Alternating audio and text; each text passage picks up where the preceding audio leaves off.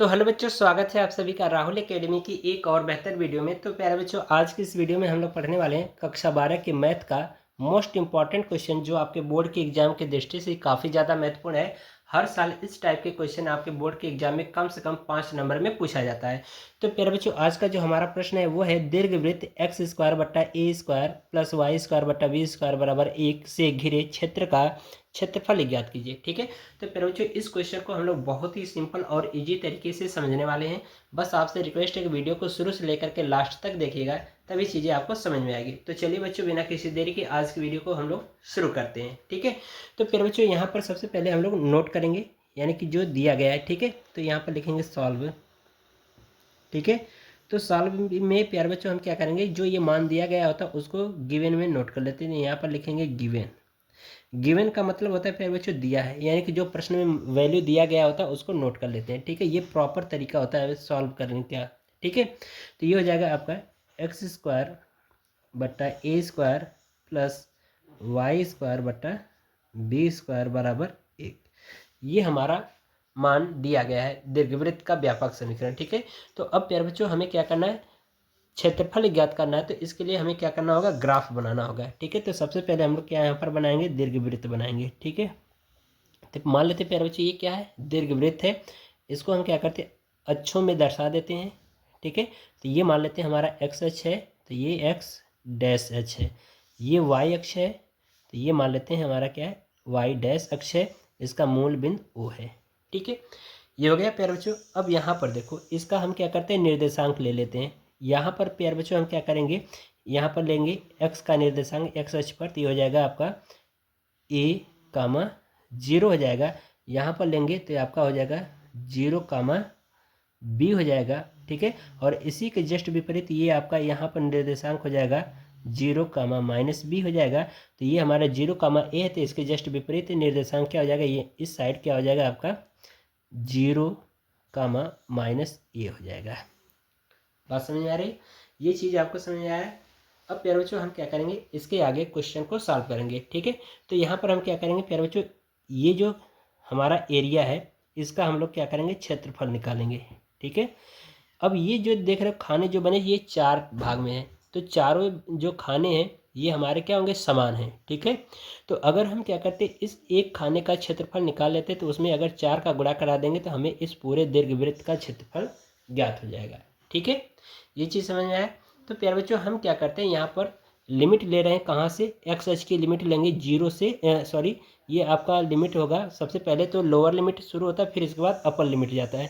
तो 0 यानी कि 0 से कहाँ तक, ए तक लिमिट लेंगे एक्स अक्ष पर। ठीक है, तो यहाँ पर लिखेंगे अभिष्ट क्षेत्रफल, अभिष्ट क्षेत्रफल बराबर 4 गुणे, क्योंकि 4 क्यों कर रहे हैं, क्योंकि इन चारों खानों का हमें पूरा दीर्घवृत्त का क्षेत्रफल ज्ञात करना है। ठीक है, तो इसलिए हम क्या करें, शुरू में ही 4 का गुणा करा दे रहे हैं। ठीक है, तो ये हो जाएगा 4 गुणे, जो आकृति यहाँ पर बिंदु दर्शा देते हैं ए बी सी डी। ठीक है, तो आकृति ए ओ बी का क्षेत्रफल, तो यहाँ पर लिख देंगे आकृति ए ओ बी का क्षेत्रफल। ठीक है, तो यहाँ पर लिखेंगे तो ये हो जाएगा 4 समाकलन 0 से कहाँ तक जाएगा, ए तक, तो ये हो जाएगा ए। ठीक है, और यहाँ पर लिखेंगे क्योंकि एक्स अक्ष के पर हम लिमिट ले रहे हैं, तो यहाँ पर लिखेंगे वाई डी एक्स, इसको मान लेते हैं समीकरण नंबर 1। ठीक है, ये हो गया प्यारे बच्चों। अब हम क्या करते हैं कि जो ये वैल्यू दी गई है ना, इससे हम क्या करते हैं कि y का मान निकाल करके हम यहाँ पर समीकरण 1 में रख देंगे। ठीक है, तो आइए इसको हम लोग साइड में y का मान निकाल लेते हैं। ठीक है, तो यहाँ पर लिखेंगे चूँकि एक्स स्क्वायर बट्टा ए स्क्वायर प्लस वाई स्क्वायर बट्टा बी स्क्वायर बराबर 1। ठीक है, तो हमें y का मान चाहिए, तो इसको पक्षांतर करके इधर भेज दें, तो ये हो जाएगा आपका वाई स्क्वायर बट्टा बी स्क्वायर बराबर 1 माइनस एक्स स्क्वायर बट्टा ए स्क्वायर। ठीक है, इसको सॉल्व कर लीजिए, तो ये हो जाएगा वाई स्क्वायर बट्टा बी स्क्वायर बराबर ए स्क्वायर माइनस एक्स स्क्वायर बट्टा ए स्क्वायर। अब इस बी का इधर क्रॉस गुणा करा दो। ठीक है, तो ये गुणा करा देंगे तो हो जाएगा वाई स्क्वायर बराबर बी स्क्वायर बट्टा ए स्क्वायर ठीक है, और कोष्टक में हो जाएगा आपका ए स्क्वायर माइनस एक्स स्क्वायर। ठीक है, यहाँ से प्यारे बच्चे स्क्वायर हटाएंगे तो इस पर रूट आ जाएगा, तो ये हो जाएगा वाई बराबर करड़ी में ये हो जाएगा बी स्क्वायर बट्टा ए स्क्वायर, कोष्टक में हो जाएगा ए स्क्वायर माइनस एक्स स्क्वायर। ठीक है, तो यहाँ से बी स्क्वायर बट्टा ए स्क्वायर का वर्गमूल निकल के आ जाएगा, तो हो जाएगा वाई बराबर बी अपॉन ए, और करड़ी में ये हो जाएगा ए स्क्वायर माइनस एक्स स्क्वायर। ठीक है, ये वाई का मान हमें मिल गया। अब इसी वाई का मान पर बच्चों हम क्या करते हैं, यहाँ पर रख देंगे। ठीक है, समीकरण 1 में तो लिखेंगे वाई का मान समीकरण 1 में रखने पर, ठीक है, 1 में रख दीजिए, तो ये हो जाएगा आपका 4 समाकलन 0 से ए। ठीक है, वाई का मान यहाँ से रख दीजिए, ये वाला जो मिला है, तो ये हो जाएगा आपका बी अपॉन ए। ठीक है, करड़ी में a square minus x square d x, ये हमने रख दिया यहाँ से वाई का मान। ठीक है, तो अब हम क्या करते हैं, ये बी अपॉन ए कांस्टेंट है तो इसको बाहर ले लेंगे, तो ये हो जाएगा आपका 4b अपॉन ए समाकलन 0 से ए तक, और करड़ी में हो जाएगा ए यानी a square minus x square d x. तो प्यारे बच्चों ये पूरा हमारा एक फार्मूला होता है। ठीक है, तो फार्मूला जैसा कि मैंने बताया है, ठीक है, तो यहाँ पर फार्मूला लिख दे रहा हूँ मैं, फार्मूला को भी नोट कर लेना। यहाँ पर लिख देंगे, चूँकि फार्मूला होता है समाकलन करड़ी में एक्स ए स्क्वायर माइनस एक्स स्क्वायर बराबर फार्मूला होता है एक्स बट्टा 2 करड़ी में a square minus x square. ठीक है, अब प्लस ये हो जाएगा ए स्क्वायर बटा 2 साइन इनवर्स एक्स अपॉन ए। ये पूरा प्यारे बच्चों हमारा क्या होता है, फार्मूला होता है। ठीक है, इस फार्मूले को याद कर लेना है। ठीक है, फार्मूला याद हो जाएगा प्यारे बच्चों, तो क्वेश्चन को भी बहुत सिंपल और इजी तरीके से आप कर सकते हो। ठीक है, तो चलिए यहाँ पर हम क्या करते हैं, ये पूरा विस्तार कर देंगे। ठीक है, तो यही चीज़ हमारा फार्मूला भी है। ठीक है, तो इसमें ज़्यादा कुछ करना नहीं है, बस इसी को इसकी जगह पे नोट कर लेते हैं। तो ये हो जाएगा प्यारे बच्चों आपका 4b अपॉन ए। ठीक है, तो ये हो जाएगा, इसका विस्तार कर देंगे, यही वाला विस्तार है। ठीक है, तो ये हो जाएगा लिमिट यहाँ पर कोष्टक में लिखेंगे एक्स बटा 2 करड़ी में a square minus x square plus a square बटा 2 साइन इनवर्स एक्स बटा ए, लिमिट 0 से ए तक। ठीक है, अब प्यारे बच्चों हम क्या करेंगे, upper limit minus lower limit x के स्थान पर रख देंगे। ठीक है, तो यहाँ पर आइए इसको रखते हैं। ठीक है, तो प्यारे बच्चों एक्स की जगह पे एक बार हम क्या करेंगे, ए रखेंगे, तो ये हो जाएगा आपका 4b बट्टा ए।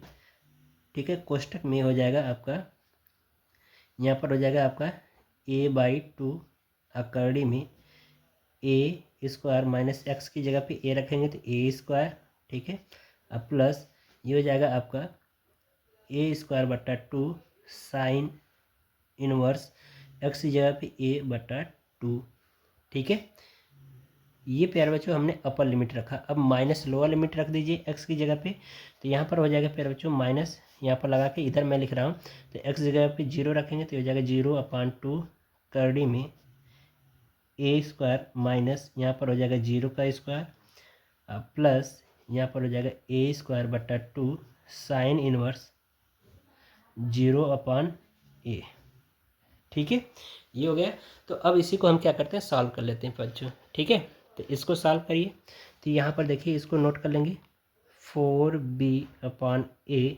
ठीक है, ये हो जाएगा कोष्टक में, तो ये देखो ए में से ए स्क्वायर माइनस ए स्क्वायर, यहाँ पर हो जाएगा 0, 0 का गुणा इसमें करा देंगे तो ये पूरा पद क्या हो जाएगा 0, प्लस ये हो जाएगा आपका ए स्क्वायर बटा 2। ठीक है, तो यहाँ पर प्यारे बच्चों इसका यहाँ पर भी क्या होता है, फार्मूले में आपका ए होता है। ठीक है, यहाँ पर क्या होता है, ए होता है, देखो यहाँ पर फार्मूले में ए होगा। ठीक है, तो हम क्या करेंगे, यहाँ पर देखो लिखा गया है ना ए यहाँ पर, तो ये ए से कट जाएगा, ठीक है। तो यहाँ पर साइन इनवर्स 1 का वैल्यू होता है प्यारे बच्चों π/2, तो यहाँ पर लिख देंगे इंटू π/2, ठीक है। ये हो गया। अब माइनस, ठीक है, ये तो हो जाएगा 0 क्योंकि इसमें भाग करेंगे 0 और इसका गुणा करा देंगे तो 0, और यहाँ पर भी ये पूरा पद मतलब प्यारे बच्चों ये क्या हो जाएगा 0 हो जाएगा, ठीक है। अब इसको सॉल्व कर लो, ठीक है। तो ये हो जाएगा 4b/a प्लस, ठीक है, यहाँ पर क्वेश्चन में लिखेंगे तो इसका गुणा करा देंगे तो हो जाएगा पाई, यहाँ पर πa²/4, ठीक है।